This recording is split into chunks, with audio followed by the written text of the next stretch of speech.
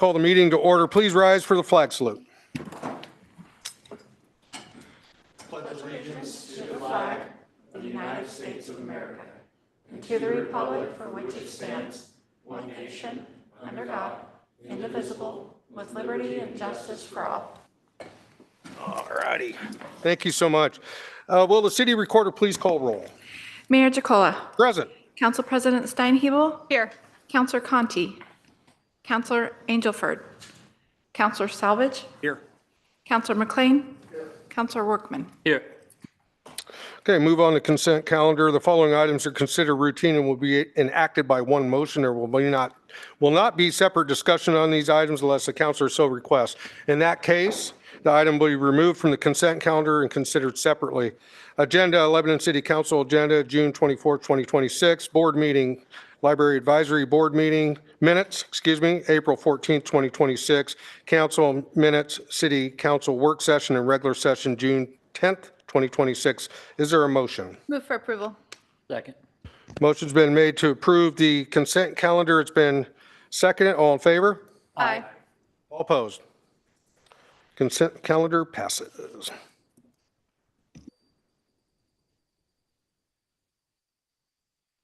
Is there presentation? There's no presentations or recognitions today. Is there any public here? Doesn't look like it. Am I required to go through that if there's like no public here? Okay, I didn't think so. We'll move on through public comments since there is no public here. Is there public online? What's that? Is there public online? No? Trap. It's a trap. Thank you. Good point. So there's none online, so we'll move forward. Regular session, we'll move into resolution number 13 for 2026. Director Nish. Thank you, Mr. Mayor. Before you is resolution number 13 for 2026. We are looking to, this is kind of the end of the year cleanup, make sure that all of our budget statuses align with where our actual expenditures we believe they're going to land. There are several adjustments in this one. All of these adjustments are transfer items, which means that we are taking funds already allocated from one line, usually contingencies, and allocating it to different expenditure lines. In the general fund, we are looking to adjust budgets in, I should switch over to that one. In the municipal court budget, the library budget, and the police budget, specifically related to salaries. We budget every year, everybody's specific salary, their steps, the related other payroll expenses, or which benefits basically. But we also set aside in reserve or in contingency an amount equal to 2% of our personnel expenditures in each of the funds. And the reason for that is we have various things that can pop up during a fiscal year. Things like cash outs, right? Employees are allowed to cash out some of their vacation time each year, some of their sick leave. If somebody retires during the year or just departs, there are necessary expenditures with the final payroll and paying out all those allocated banks. And so that's what the adjustments we're requesting for municipal court and police. On the library side, this was just my bad when we did the budget initially. We under budgeted a little bit on the FTE related to our part-time employees.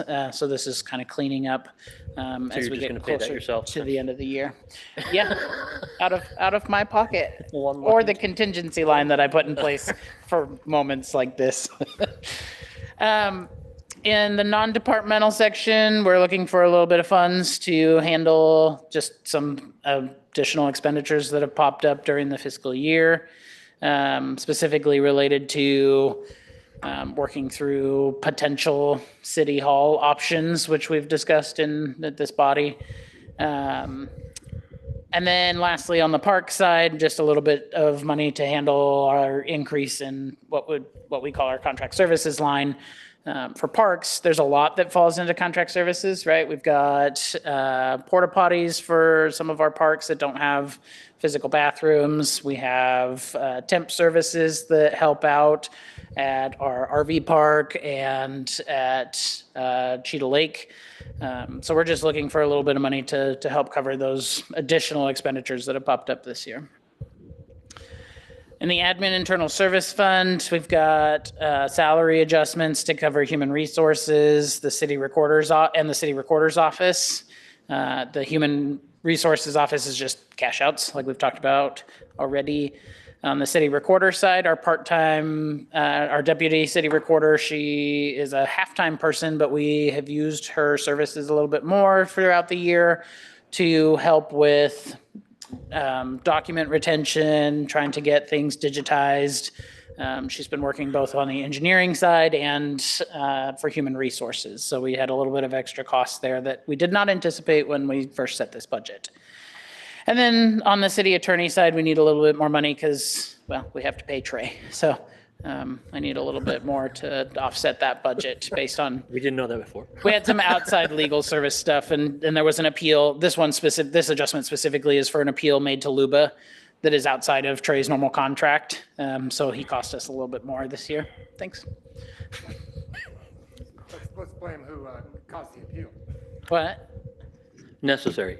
Necessary. Anyways, it's only $3,600. I'm just giving Trey a hard time because I'm supposed to do that.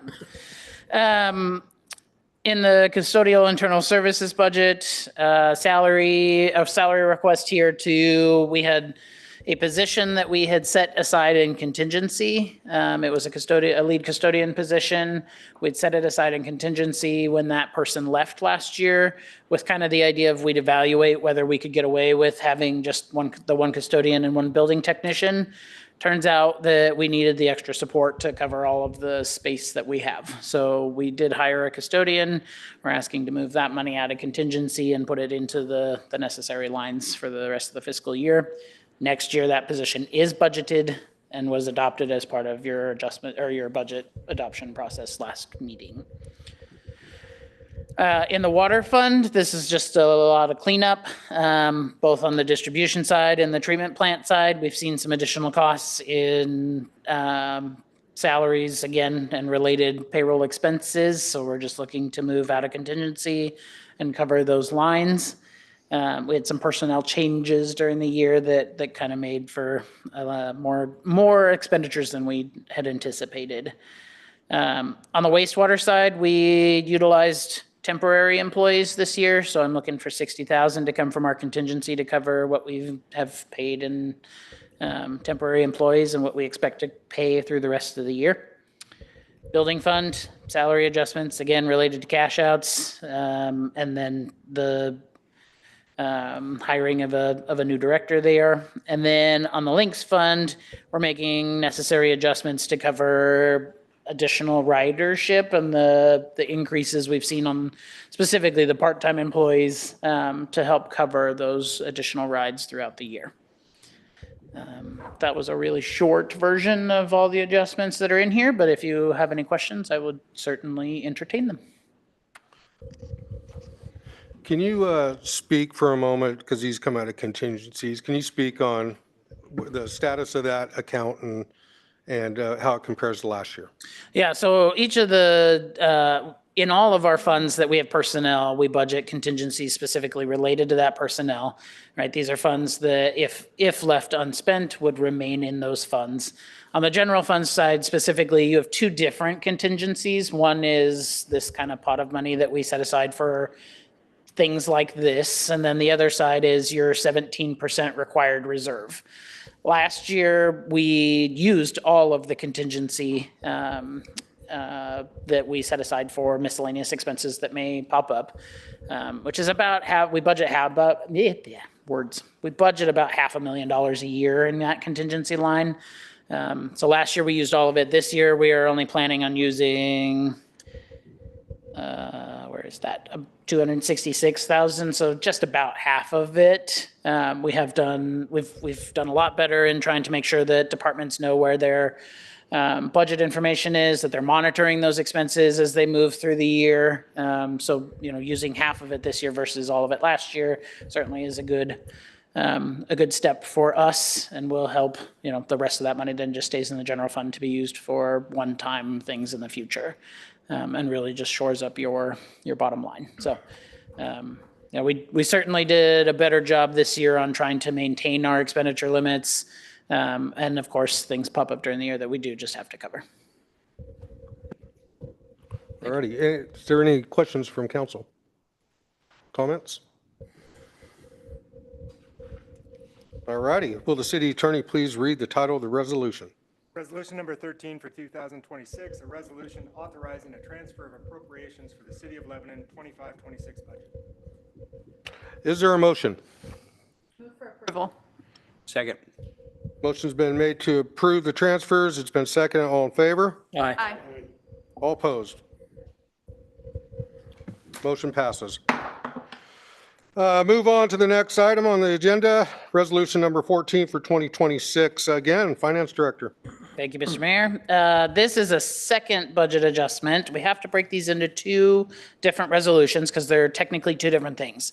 So the first one is a transfer of appropriations, right? Money's budgeted already that we are just moving to different lines. This one is a supplemental budget and one that we have to allocate new revenue that has come in during the year and then allocate the related expenditures. So it increases your expenditure authority for the current fiscal year. We had two supplemental budgets necessary this year. One was to record grant monies that we received for a wetlands delineation plan. We're asking to budget the associated revenue, so about $90,000. And then the related expenditure down in the Economic Development Department to handle that wetlands mitigation project, or not mitigation, plan. So that's the first request. The second request is down in links. We talked about this already. We've had a significant increase in ridership. As a result, we were seeing an increase in our part-time staff usage. And as staff were out for various reasons, right? You have accrual banks you need to use or for medical leave or whatever. We needed additional money in our part-time salary line.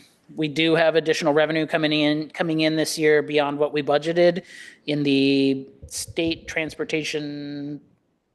Actually, I don't know what STIF is, but in the STIF lines and our transit tax monies. So we're asking for just over $19,000 to be allocated in revenue and then budget an additional $19,000 in part-time salaries. And as always, if you have questions, happy to answer. Any questions or comments from council? Will the city attorney please read the title of the resolution? Resolution number 14 for 2026, a resolution authorizing a supplemental budget for the City of Lebanon. Is there a motion? Move to approve. Second. Motion's been made to approve. All in favor? Aye. All opposed? Motion passes. We will temporarily adjourn as the Lebanon City Council and convene as the Urban Renewal District. Resolution number 15 for 2026. Again, Finance Director. Me again. This budget adjustment is, again, a transfer of appropriations, but this time for the Urban Renewal Agency, specifically the North Gateway Urban Renewal District. When we did the adopted budget this year, or for the 2026 fiscal year, we had planned for an assistant city engineer to be working out of the North Gateway Urban Renewal District on projects that were coming. Due to staffing changes throughout the year, that person was promoted to city engineer. Came with a little bit of a pay bump, and so we need a little bit more money in those lines to accommodate that adjustment. So that's what you're seeing here is we're looking for $21,000 to cover additional salaries in the district. When we did that budget, we also neglected to add $1,500 to the PERS bond. So each year when we do our payments to the PERS bond, every fund that has payroll pays a related portion based on their payroll expenditures for the year. So out of the North Gateway URD, we need $1,579 to be precise, to cover that kind of contribution to paying off that PERS bond debt.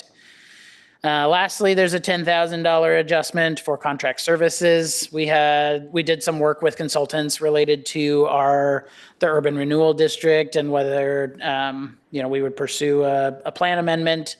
At this time, nothing has moved forward, but we had expenditures associated with working with those consultants that we need to budget. So overall, looking for $31,579. Our plan in this resolution is to take that from the improvement line and move it up to those related expenditures. If you have any questions, happy to answer.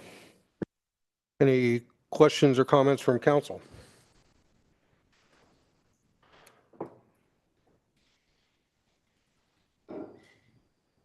Will the city attorney please read the title of the resolution? Resolution number 15 for 2026, a resolution authorizing transfer of appropriations for the Lebanon Urban Renewal Agency 25-26 budget. Is there a motion? Move for approval. Second. Motion's been made to approve the transfer. It's been seconded. All in favor? Aye. All opposed? Motion passes. We'll adjourn as a Urban Renewal Agency and reconvene as Lebanon City Council. Move on to the Lebanon Expansion Community Development Block Grant Application. Wow, that is a mouthful, isn't it? Okay. Matching funds. We'll turn it over to the city manager. Thank you, Mr. Mayor and City Council. So at the last City Council meeting, during the city manager report, I let you know that it was likely that the CDBG grant, that is the Community Development Block Grant, that we are applying for the library expansion for the children's room was likely going to be less than what they were anticipating this round of funding. What that means is it's likely going to be less. I don't really have a number for you. One of the proposals out on the table was to add some match money to this. I know in the scoring criteria in the grant, the more match money you have, the better, the more scoring points you get. So at the last council meeting, it was asked that we bring this back to you to make a formal, we're not going to make a recommendation. Basically, we're going to give you 4 different options here in order to move forward with this grant. And we've kind of laid them out there. Option 1 is basically to use the $514,000 from the travel station sale, the property sale, as part of our match. You could use a combination of those funds. We've just split it, said 250 to 250. The library has some funding available with that, and then Friends of the Library would add to that, so it'd come up to about 250, Kendra, if I'm correct on that. And then just use the library funds that we have currently available as match. Or we can also submit the application with no local match. So we're looking to move this thing forward one way or the other. I just kind of need to get a feel for what the city council would like to do in terms of the match on this. I appreciate you working on that. Yes. I'm going to go out and go first and say I really like option 2 in that. I think it shows responsibility on our part to keep some of that money as to go to someplace else, and we are given a good enough chunk that it will mean something to the people taking the grant. So that, after reading through them, that's the one I would choose. I'm fine with option 2. I prefer option 1, but I would like to know what we're going to do with the 250 later. I mean, I know we can just hold on to it for now, but I'm a big fan of using one-time funds for one-time expenditures, and I view this as a one-time expenditure. And at a time when we can, you know, again, we took space out of the library and then we would be putting it back in. However, if the rest of council also feels strongly with option 2, I'm fine with either one. I just would like to see the project completed, hopefully, with this grant. I need you to repeat option 2 again. Option 2, so basically you'd take, for all intents and purposes, $250,000 from the sale of the travel station, right? And then right now, I don't remember the exact number, Kendra, that you've got already in the library trust. Do you want to come forward? And that way we can, it would total to be about half and half, right? So. So right now, I have specifically donated for the project $47,217. My friends group has raised $38,453. Their intent was to keep raising funds until they hit $75,000 and then donate that to us for the project on their 75-year anniversary. But I did speak with them and they said they would be willing to let me have it early if need be. And then I would kick in the rest from funds in the library trust, which would amount to about $164,000 coming out of the trust. I'm a little worried about that. The trust is kind of like our, just our little safety net, really. You know, when the city, there's been years where the city could not afford to buy books, and so that money came out of the trust. And I also have a lot of money in the trust that was donated for specific things. So money that the friends give me in July that I have to use throughout the year, that's parked in the trust. Miscellaneous grants and donations all go in the trust. And so that's earmarked for specific things. So I can't touch that.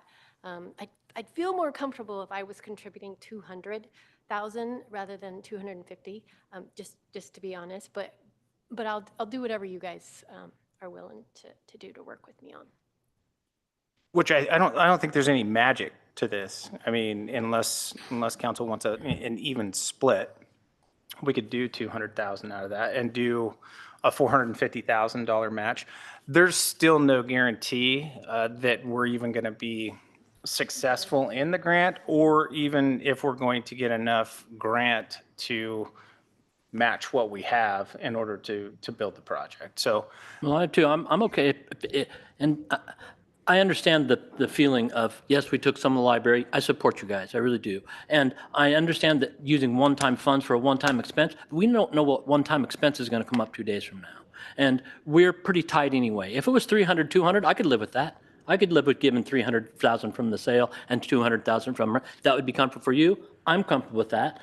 And it's just my opinion. I'm just giving my opinion. I'm open to help you any way we can. I just think it's a little better public look if we save some of that money. We're going to need it for something.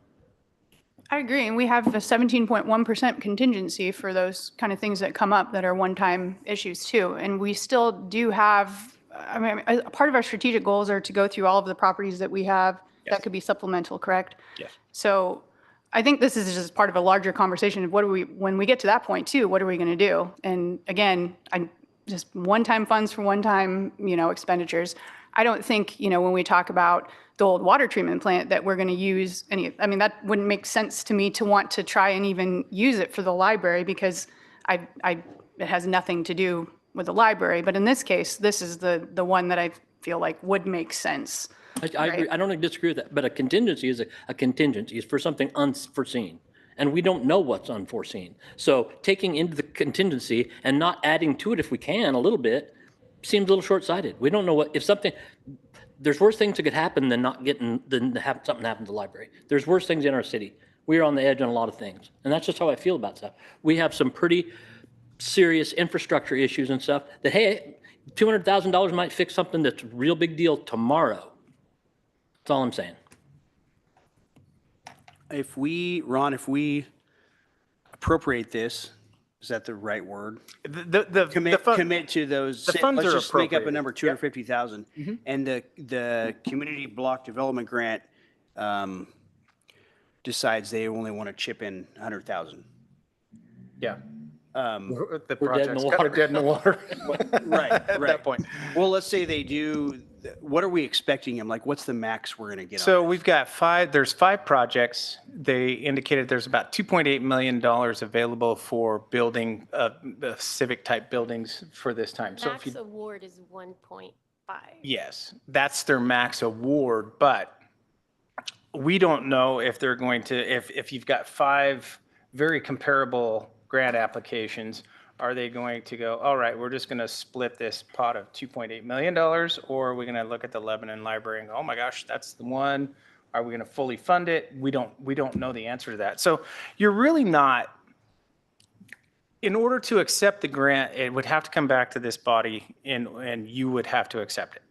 So there's two ways to look at this. Number one, if we were underfunded and we really didn't have a mechanism to do that, but they said, hey, we want to award you this grant, we would probably come back and recommend that you, if we can't come up with another solution, that you do not accept the grant at that time, because you don't have any way to fund the whole thing and there's really no way to break it up into different pieces. If they came back and said, hey, we want to fund you right up to this amount, and we look at it and said, all right, our $500,000 match or whatever match that is gets the project over the top, then you still have to sign on that, right? Right. So we're not spending the money today. We're basically putting on a grant application that we have this. We still have the ability to say, no, we're not going to accept the grant at the end of the day. Is that? Yep. So whether or not we say we're going to match 250 or we're going to throw in 250 or whether we're going to throw in 500,000, we still don't know whether or not we're going to actually spend that money until the grant is decided and awarded. You would have no idea. We would have no idea until they go through that scoring process. It has to come back to this body for approval to accept the grant. And at that time, if we've got enough money compiled between match and our grant to move the project forward, then we would recommend moving forward. If we don't have enough money between the match and what they've offered in the grant, then our recommendation would be don't accept the grant. That's a likely scenario. I see that as a likely scenario playing out. But I think it behooves us to continue with the grant because there's other opportunities. It'll open up again, and the more that we can get this in front of that body, then the better off we are. That's just. When is the grant, where are we at with the grant process for approval? Our consultant is with us today. She's working on the preliminary application now. That goes in July, and then I think in the fall is when they do the actual submittal. I don't know when we hear back. No, it's going to be late fall before we heard back. There's a scoring criteria in the grant itself that if you match at 50%, it's worth X amount of points. If it's between this range, 49 and 20 something, it's X amount of points. The more match money you have, the more points you get, right? Is the way this grant is structured. So you're not really, what we need to do in order to put the preliminary in is know what percentage of match we're going to provide, if any. And I think that's what we're asking you guys today. Jeremy? I'm in agreement with Dave Workman on option 2. And I think that, I feel that we should match whatever the library, has. And it would be up to Kendra to go out there and raise more money, so the match would be bigger. But I'm with Dave Workman on this. Jeremy? I lean more, I kind of understand what Michelle's saying, that this would be a great opportunity to throw that out there, but maybe it's Brandon's doom and gloom budget message every year. I feel like we are like, there's a lot of areas where we are on the edge, and I know we do have a contingency, but we're cutting into that by half. No, your contingency is fully budgeted this year. Yeah, you have your 17% reserve that you're required to have. That is whole. And in our 5-year plan, we don't anticipate touching that. The contingency we're tapping into is we always budget for miscellaneous expenditures that arise during a year. Different contingency. That's it's an entirely different pot of money. So your 17% reserve is safe. This is above and beyond that. And the working contingency for 27 is going to be there as well. Yeah. Right. So we made sure that you have the same working contingency that they did during 26. Yeah, and as part of the 27 budget, just for information's sake, we budgeted the 17%, so didn't touch that again. And we actually ended up budgeting just north of $1 million in that secondary contingency for miscellaneous expenditures that may arise because of things like whatever happens with the jail. And if this body decides to do something in advance of actually starting to receive tax dollars. So there's money in the general fund. We're doing okay at this moment. We're not overly worried about the general fund and its stability over the next 5 years. And this money is in the general fund, not in the wastewater or the water fund or anything like utilities. This money, the 514,000 is actually sitting in a reserve fund, not earmarked to anything specific at this moment. So you wouldn't even see it sitting general fund or utilities or any of that stuff. So it's completely separate from everything that we've got going on right now. I think I'm fine with option 2. Again, I could go either way. I do feel more passionately about option 1. But with that said, I think when we do that evaluation of our surplus properties, we really need to have some goals and strategies or ideas of what we want that money to go to moving forward. Like, are we going to put it towards some of the big bites that we have to do at the wastewater treatment plant? I mean, I just want to see that when we get to that point, be part of the conversation. So so we're just Well, it's better possible, at prepared. least the grant comes back and it's short and we've spent $500,000 and we still have our other $250,000 sitting there to move the project along. I'm not saying it shouldn't go there. I'm just saying we shouldn't throw it all in the kitty right at the first. That's all I'm saying. Yeah. I think I'm just saying I want to make the application stronger, so hopefully we can Yeah. get it all. That's Well, the, but we're it- saying the same thing, Dave. I know, You I know. know, so, yeah. I'm fine with $500,000 to put as our number. I just prefer it to be that number 2 option that we use to fund it if it should happen. And we all know that's at Big- 50/50 at yep. best, probably. Well, if we say we're going to commit 500,000, if we get the grant for the full amount, we're kind of on the hook for 500,000. Yes. And I hope that's how it turns out. I got a question. Also, if we commit to 250,000, we get the grant for the full amount, we're only on the hook for 250,000. Correct. I got a question. Would we have this conversation about the concerns about budgets and everything if we still own the travel station? Anybody?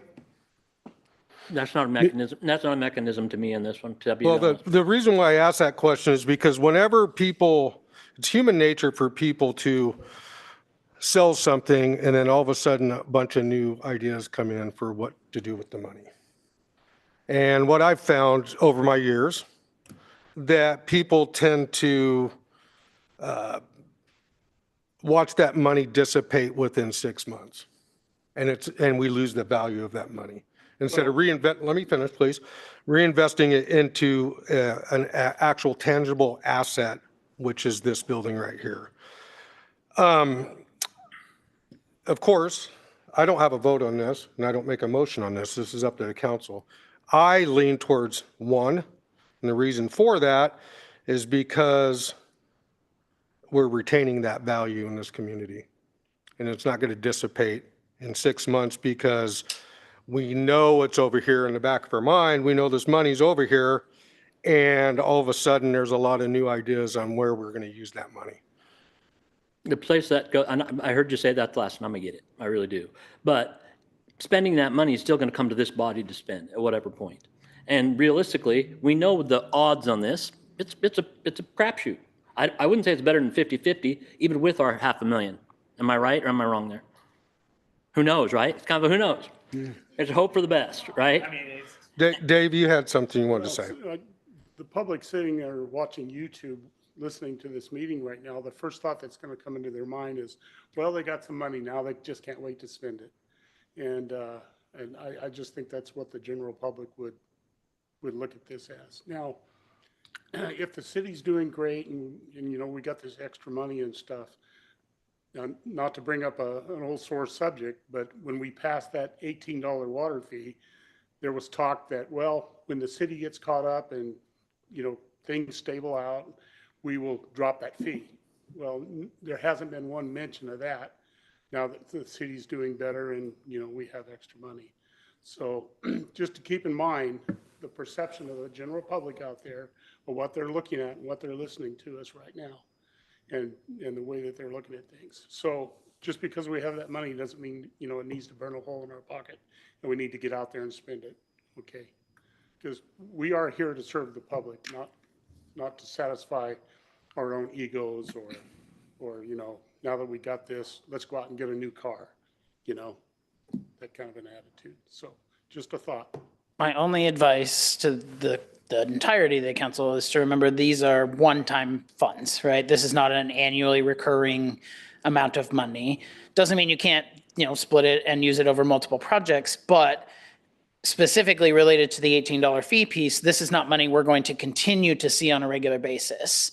And so if you used this money to try to buy down that $18 fee, you're going to come back around to the fact that suddenly you have a $514,000 hole in your budget later, 3, 4, 5 years down the road because you used this as a potential reoccurring amount of money when it's not.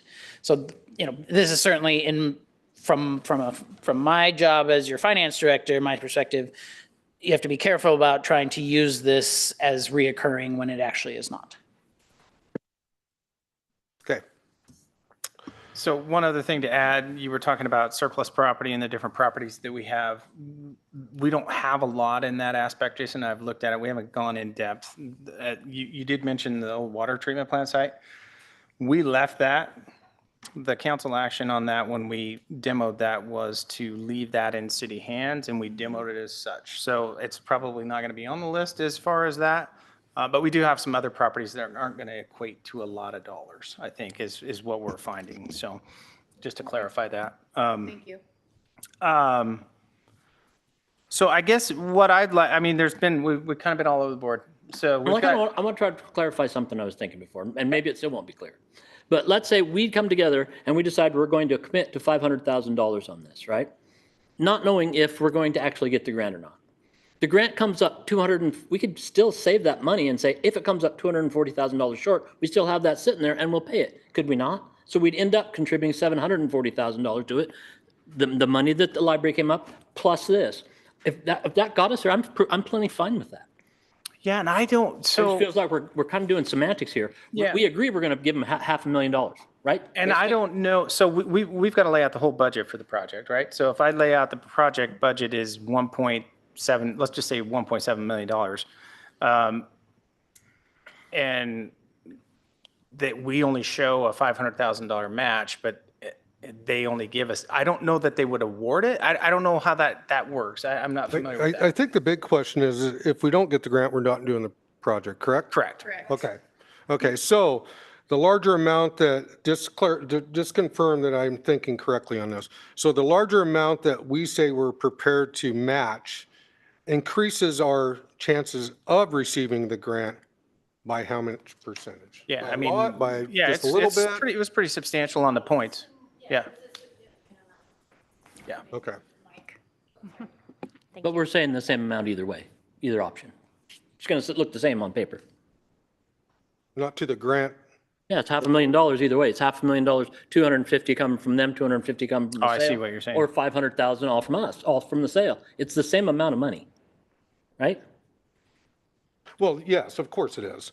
Well, that's So what I mean. you- We're kind of getting into semantics So, here. so you brought up a point then I need to ask a question, and so maybe I need some clarification. So if we said we're going to push forward 500,000 for this project, you would still push forward 250? I could. I'd feel much more comfortable at 200 coming out of the trust. I just am a little worried about depleting my trust that much should anything happen. I know I wrote it on paper, but the more it sits with me, it just makes me nervous to deplete. So, the trust and that this much. So also I would is feel a, comfortable with 200. okay, so that would be 700,000.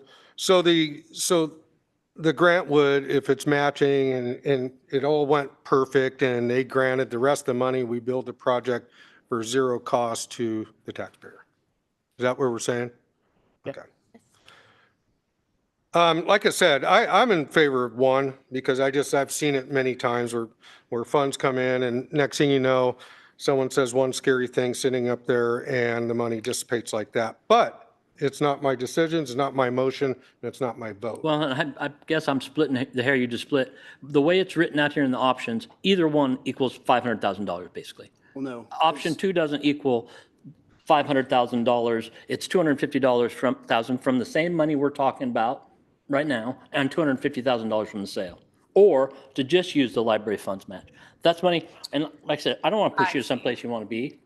Yeah, and maybe that was probably, we probably should have wrote that a little bit different and included the library trust in the original option one, I guess, would have been a better way to say that. I think we're trying to peel out the sale of the travel station so that it Yeah, was because the very way this clear reads what and that what was. I'm thinking is we're putting in 500,000 either way. And that's apparently yeah. not correct?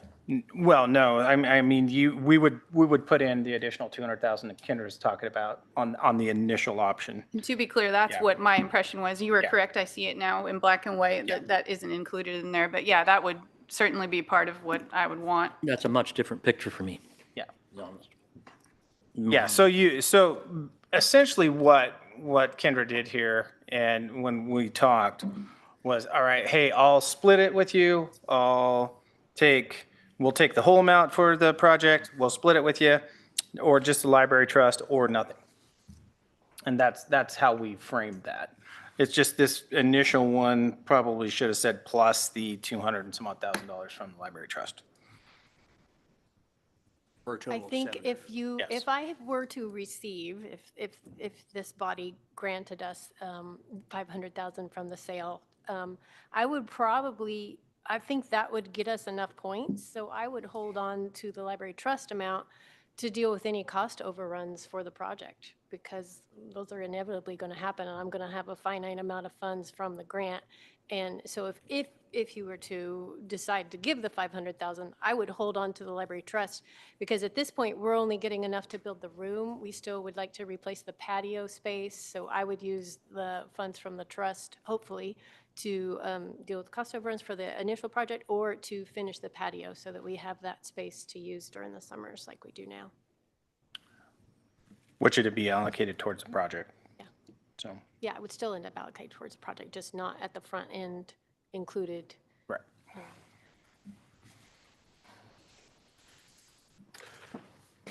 Is there any other discussion, questions, or comments? Clear as mud to me right now. Well, if we could have a motion from the council, basically, since we've heard a lot, I mean, and I think that motion, really what we need that motion for, since the library trust is already appropriated, we can make that determination how much of that we're going to put towards the match. But if we're going to add money from the sale of the travel station funds to this, kind of need to know what that dollar value needs to be if we're going to do that from you all. So is there a motion from council that includes some of the guidance from city manager? That's a tough one. I'm going to try something here. I want to meet people in the middle. I move to appropriate 300,000 towards this grant from the sale of the San Am travel I station. second that. Exactly what I was going to say. Well said, Jeremy. Good job, Jeremy.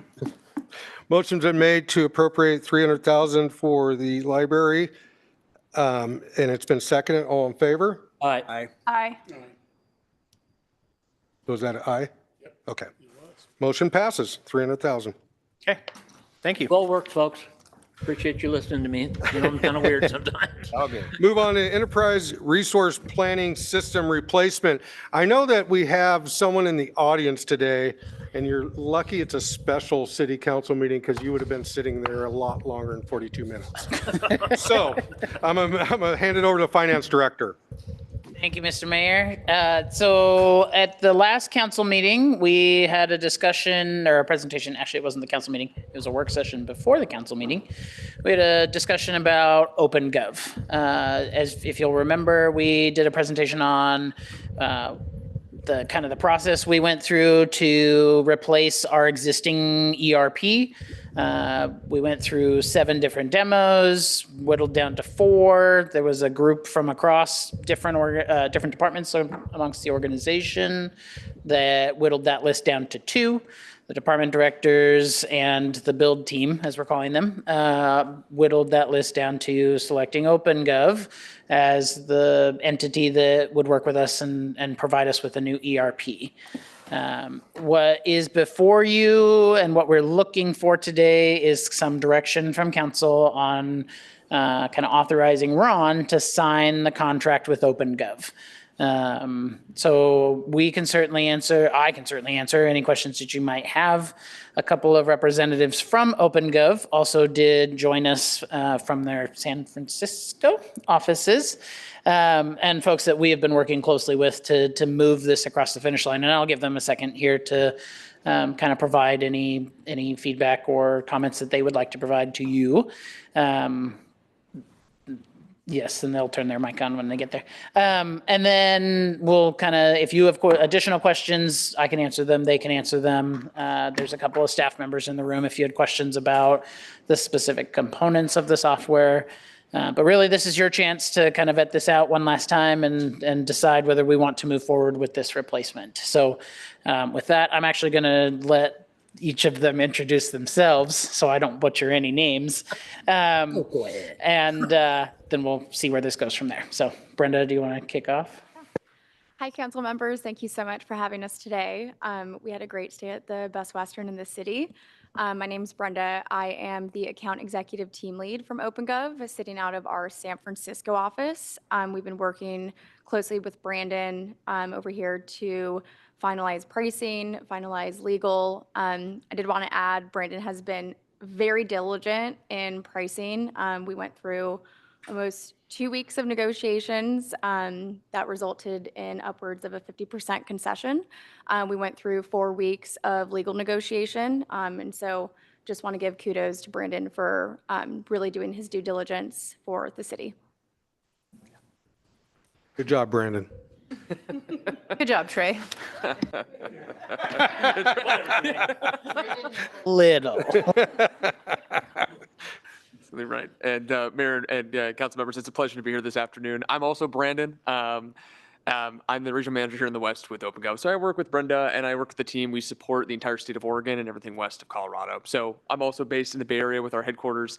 But I also, to echo Brenda, would like to give kudos to Brandon and the entire team involved. It's been quite the process, and we understand the gravity of these types of evaluations. There's a lot of input. There's a lot of behind the scenes conversations that go on both sides to make sure that these things are thoroughly thought out. So we're very excited for what's in front of you today, and we're here to answer any questions that you might have as well. So thank you for having us.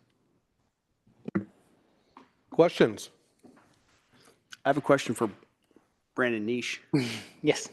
So what's the program we're using now, or what are we doing right now, and how does this compare to it? And I imagine you've been a big part of the evaluation team.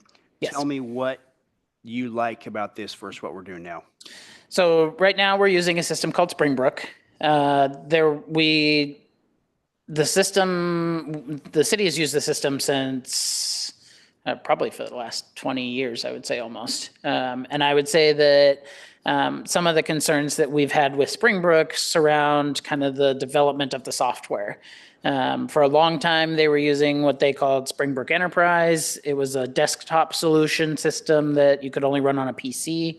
They did eventually, probably within the last, 6 years, launch Springbrook Cirrus. And it has kind of been a slow development for them. They're very slowly rolling out pieces of that and providing kind of some of that modernization. But it still lacks a lot of tools that we really believe we need for this organization to continue forward. Specifically, a lot of that surrounds things like reporting. It's very difficult for us to get any sort of information out of that system. We have a lot of segregated systems across the organization. When I started here, the organization had already started moving things out of Springbrook, like payroll. We've got Asset Essentials is the name of the software that handles our work order solution. So we've really desegregated some of the software stuff. And as a result, a lot of the linkages and the data updates require manual intervention. That's a lot of time consuming work. That's a lot of potential for error. We have seen some of that through our budget processes, right? Either numbers that need to be updated or things that don't quite translate super well. So a lot of what we're excited about with OpenGov is all of that stuff is going to be brought back in-house. We spent a lot of time, my office, me specifically, went through 7 demonstrations, very detailed demonstrations with various software providers. And once we whittled that list to 4, we brought in folks from around the organization to really start vetting what is it the organization needs, because this isn't just about me. And I think one of the surprising things we got out of that was folks are really actually have an appetite to bring all of those components back into one solution. And in fact, initially we were just looking for a finance solution, right? Something to replace Springbrook with. And because we kind of pivoted, a lot of our demonstrations changed. We brought in additional kind of components into this to make this kind of the one-stop shop for everything that we do from an organization standpoint, right? So this solution is going to provide us with all the necessary financials. It's going to be integrated so that we're not using 2 different systems to provide our budget information.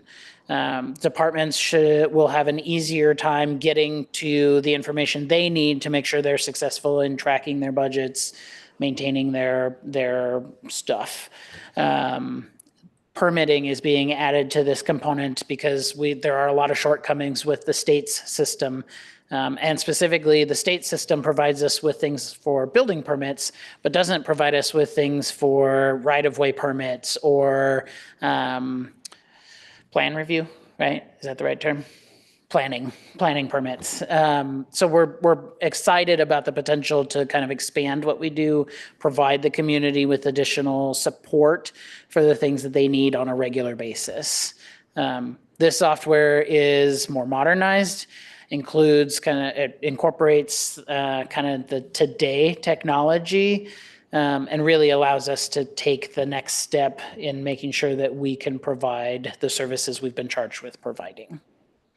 Follow up on that, you did mention payroll, and I remember a few years ago, we went to a payroll program that had a little bit of a kerfuffle to start. Sure did. Is this replacing that? No, not at this time. Okay. That may be something, so they do have a payroll and HR component available. We are not currently adopting that. We're going to stick with what we have because we didn't make that conversion that long ago to ADP. We don't believe that there's an appetite right this second to make that conversion. And I don't really want to put the organization through that a second time. However, I will say that we're doing this very differently. We purposely organized this process to include conversations and ideas and buy-in from departments across the organization so that this was not being done by just a few people and then kind of being forced upon folks, right? This is a citywide effort. And as a result, we've got folks from across the organization that are really contributing to this process and who are just as excited, if not more excited maybe than I am. Okay, thank you. Mayor, can I ask a question? I'm sorry, did I interrupt somebody? No, you can interrupt me. You're more. Oh, yeah, that's fine. I thought it was maybe somebody over there. This is kind of a technological water plant in a way, right? We have to do this. Technology is going to pass us by if we don't do this, correct? And Yes. and I understand that. I understand an operating system and how beneficial it can be, and I understand there's an increased cost to that. My concern is time, hopefully, there's some kind of reporting in this that can come back and tell us the efficiencies we gain. Because I understand that not having to enter an address 14 times. I understand, I get all that stuff. Right. But we're adding a line item that's pretty expensive into our budget, and I would hope there's accounting of some kind that says, hey, this saved you this many hours at this kind of rate, and hey, you profited from it in the long run. That's what I would hope it'd come out Once to. we get through implementation, so this next year will be used to implement the software if we move forward. And we can then work on some of those, what are the efficiency improvements we've seen? What are, the specific KPIs that we can hit that will make sure that we can kind of value this software versus what we're providing. We believe that putting this software in place means that we can continue to work with kind of the staffing capacity that we have, right? And this will provide some additional enhancements to that staffing that we don't have today. Things that will help move that ball forward instead of just without necessarily just bringing on another person, right? And all of that's going to have to be vetted out as we go through, but we do believe this software will provide some of that operational Just like last efficiency. time, I really believe it's a great idea. Seems like a great product. I just want to have some measurables at the end of it. We'll work on building out what that might look like and making sure that we track that as we move forward with the software over time. Thank you. I just had a couple of questions. Where is your closest office to us? Counselor, that would be San Francisco. Okay. And second, let's say the system crashed, could you describe what your customer support would be? If somebody hit the wrong button and all of a sudden everything disappeared on their screens, I mean, what are the steps that you would take to help cure that? That's a fantastic question. So we're a few things I'll add there. We are fully FedRAMP and also SOC 2 compliant. So in saying that, when it comes to like disaster recovery preparedness, communication and correspondence out to our partners, right? We service over 2,000 governments across the country. So in the event someone hit the wrong button or something went to that effect, we would definitely know about it. We also work with industry best partners in terms of data hosting. So we are built and hosted on cloud, AWS with Amazon. and those are geo-redundant data centers. So I also give that as in the event that there were an issue stemming with one of those centers, your data is backed up and stored redundantly across a multitude of locations. So that's also how we're able to maintain our uptime. But in terms of communication correspondence, there's a detailed plan that's part of our disaster recovery if in the event there was some sort of crash that impacted our partners. So I hope that answers your question. All right, Yeah. thanks. Absolutely. Any other questions? I still have one, Mr. Mayor. Yes, please. One, it's nice to hear somebody that talks faster than I do. He probably has his law degree. It takes a lot. The Best Western they've got great beds. They've also Good got great coffee. Yes, they do have good coffee. First one I think is pretty obvious, but given your name, do you work exclusively with governments? We do. And the second is and this is way out of my expertise, so if you have to rephrase the question so you can actually answer it, that would be fine. But I know one of the biggest concerns, obviously, not only in kind of negotiating the contract, but overall for governments in this whole cloud that none of us well, some of us maybe, but I don't understand. And the issue being cybersecurity and data breach. And what place is OpenGov at the top of the heap as it relates to those? Obviously, it's always a concern. It's always going to be a concern. Yeah. And sometimes they're a step ahead of everybody. Who knows? But what steps does OpenGov take to minimize those risks and be a leader in the field?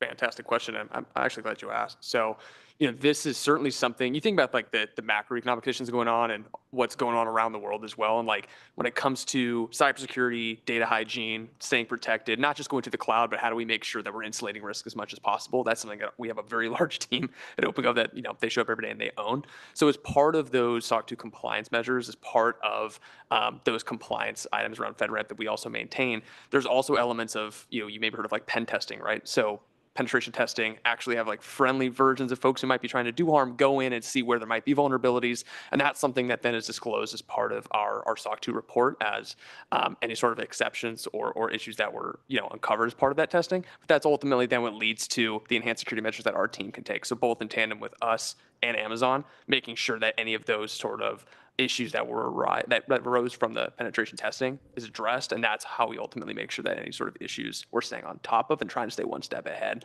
But that's something that we take very seriously, and I think the short answer to your question, that's what we do routinely. I had to ask something. He came all the way from San Francisco. So. His number's on here. You can call him tonight. That's myself. Taking up your valuable time. I have one more for you. The current product that we're looking at, I assume it's called the OpenGov platform. That's just, it's OpenGov. How long has this current product been available to municipalities and counties and whatnot? Yeah. So actually, OpenGov was born in 2012. Our founder had the idea in a shipping container in the 2008. And we actually started off with reporting and transparency, and that's really like the foundation of what OpenGov was built on, is to power more effective and accountable government.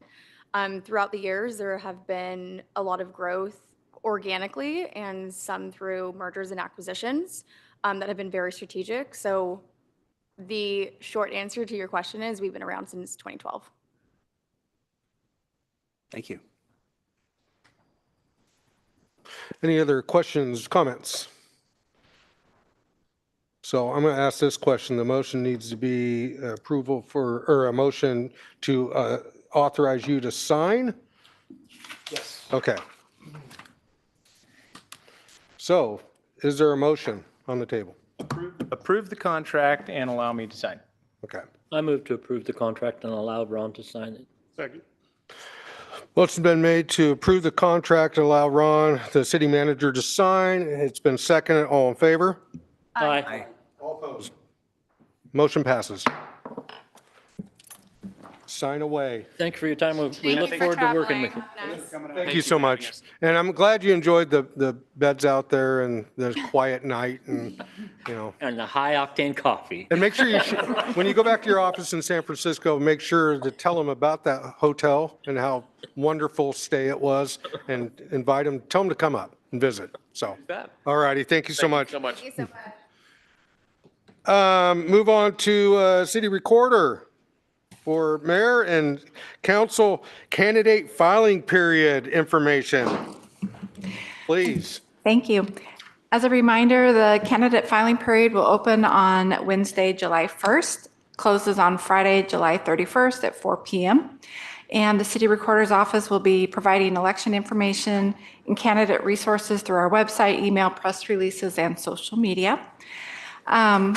For the November election, voters will elect the mayor and council positions for Ward 1, 2, and 3. The city recently updated the Lebanon Municipal Code to clarify candidate filing procedures that align with recent changes in Oregon election law.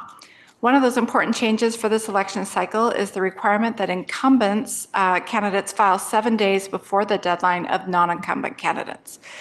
So incumbent candidates would need to file by Wednesday, the 22nd, while non-incumbent candidates would file by the Friday, July 31st deadline. And candidates can file either by paying a filing fee or submitting petitions. We do have a portal online that is published and ready to go, so candidates can do all their filing and pay their fee online as well. And I'm happy to take any questions. Do I read it right that appoint, like Marcellus isn't considered an incumbent because he was appointed instead of? Correct. And if a council member decided to run for another office, they would also not be considered the incumbent? Would that make sense? What was that If question again? That if part? some random counselor decided they're going to I run for just mayor, want would to they say not it be out considered loud, the though, incumbent? Correct. I'm just making That sure. would not be an incumbent Just position. making sure. Any other questions? Clarifying a rule, for Christ's sake. I actually have a question on this topic. When the mayor runs every 2 years, I'm always wondering why is the mayor having to run so often? Is this a normal thing in the state of Oregon for a mayor's term to only be 2 years when we all have 4-year cycles? It is normal to see staggered positions. I think that probably most cities would have something very similar. It's not always 2 years. That's the way Lebanon is currently, and but it's normal to have it staggered like that. It's part of our charter, right? Yeah. It is in our charter. Yeah. And I would say the main, the actual purpose behind it, I'm not Mayor's always running. positive, but it's part of the standard charter that's put out by the League of Oregon Cities as kind of the starting point for cities. I think somebody's already thought it out. We don't need to change it. Depends on if you're mayor and you have to run every 2 years. You might think differently. I don't know. Well, there are disadvantages and advantages. If I- you get a I crappy agree, yeah. mayor, you get rid of him in 2 years. That's a good point, yeah.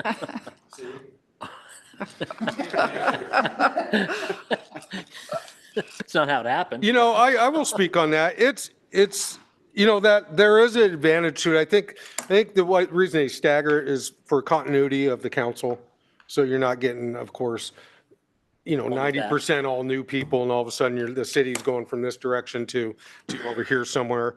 And then the mayor is, I think, Councilor McLean hit it on the head. It's if the mayor is I don't know if I'm gonna use the same terminology, but if they're that type of person, then you're only You only fail subjected for to 2 them years. 2 years, instead of yeah. 4 years. It's So- okay. It's an all-American word. Yeah. So the mayor is always running. Yeah. Yeah. It is. So, Okay. and if you do a good job, you know, this is where I'm gonna like pat myself on the back. If you do a good job, then you run for mayor and no one runs against you. You hear that, Dave? So. I did anyhow. hear it, but I don't know what you're talking about. Anyhow, thank you, Julie. Was there any other questions or comments? Okay. Just for everybody, when will we know what the number is going to be for a measure? Like when it gets submitted and you get a measure number, when does that happen? I think there's other people on the council that are interested in that. I don't know that I understand your question fully. You're asking when the major number gets assigned? Right. So yes, that would be after we submitted it to the county and it's submitted to the state. Okay, and do you have any idea how long that process is before we actually like know a number? I think we would know in September. Ooh.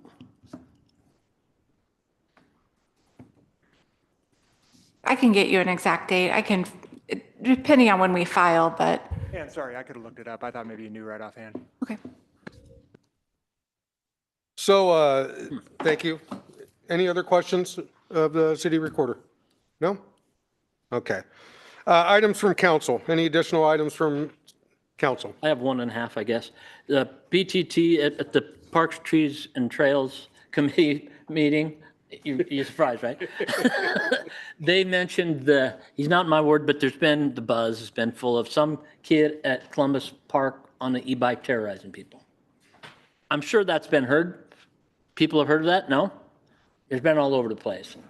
You guys don't hear about it either? Well, I'm bringing it up because there's been some kid who's been terrorizing people at Columbus Park, and it's caused some ruckus. The Parks, Trees, and Trails guys weren't aware of it, and they brought it to me. So I'm bringing it to you. That's something we maybe should look into.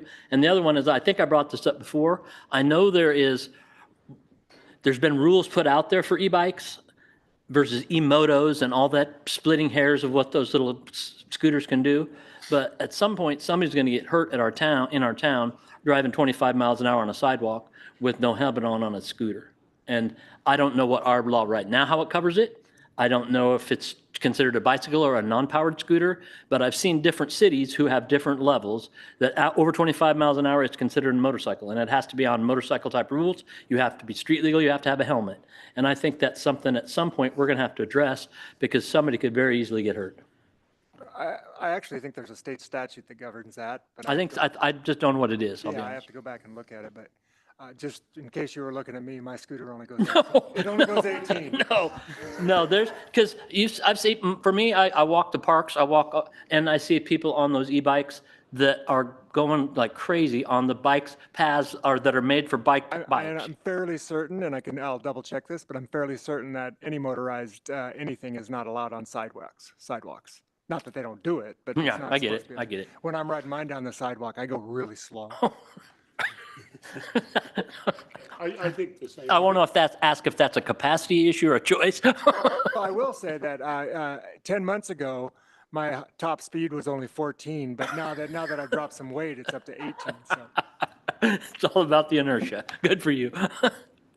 Anyway, that was brought up at Park, Trees, and Trails meeting, and I told him I'd bring it to us. And I'd be glad to talk to Frank or somebody else if I need to about it. But it's been going on for weeks and weeks. It's been coming up that there's somebody causing trouble over there. I'll see if they know, but I'm guessing that PD knows about it. Thank you. All righty, Dave, I did you have think it something? falls under a motorized vehicle. Personally, I think that, that I'm in favor of some kind of an ordinance regulating those bikes on sidewalks and in traffic. Well, I think because there is, I walked downtown, I was walking back from, some kid was on the sidewalk. He's not supposed to be there. It's against the ordinance. But, you know, you're not going to arrest everybody who does that. It's a complaint type thing. But at some point, some little lady's going to walk out of some place and get hit. Some little lady or man, sorry, that doesn't sound right, but it's going to get hit by somebody going 25 miles an hour on one of those scooters and get hurt. Yeah, I think right now you're not supposed to ride your bikes on the sidewalks anyway. Now, multi-use path, I mean, it basically is an enforcement issue if they see it, you know. I think e-bikes would fall under that same category. We can confirm that, though. I'll have our handy-dandy chief and legal counsel over there. Maybe they could confirm that for us. Well, if they're considered motorized, they probably need to wear a helmet. there's already a statute that says e-scooters are, and the definition of e-scooters includes the bikes. E-scooters are basically it's what's powered if it has battery power. They're prohibited on sidewalks in Oregon except to get across sidewalk from the roadway to or from adjacent property. So, but we could certainly, anything that's not regulated by the state that we want to take a look at with respect to further regulations, we could certainly do. You wouldn't be able to regulate them on our multi-use path, though. Oh, no. Yeah, okay. I'm saying Well, I on mean, even highways you see You it. probably could regulate them. I'm not sure you could prohibit them. What's that regulation? Well, in my expert opinion, in all of these that I've drafted, I have no idea. Well, at least I read something, if you can't go over 20 miles an hour on them, whether you're a regular bike or an e-bike, and luckily I don't pedal that fast anymore, but I get it. And like I said, I'm as concerned as somebody on the road. I've seen people driving down the side of Main Street. They're not on the sidewalk, but they're on a scooter with no helmet. That looks crazy to me. Any other questions, comments on scooters and helmets? Okay, we're good. Moving on, public and press comments. Was there anybody from the public or press that would like to address the council? And there's nobody online, correct? Trey saved me on that. Thank you. Okay, we'll move on. Next scheduled council meeting, regular city council meeting, July 8th, 2026.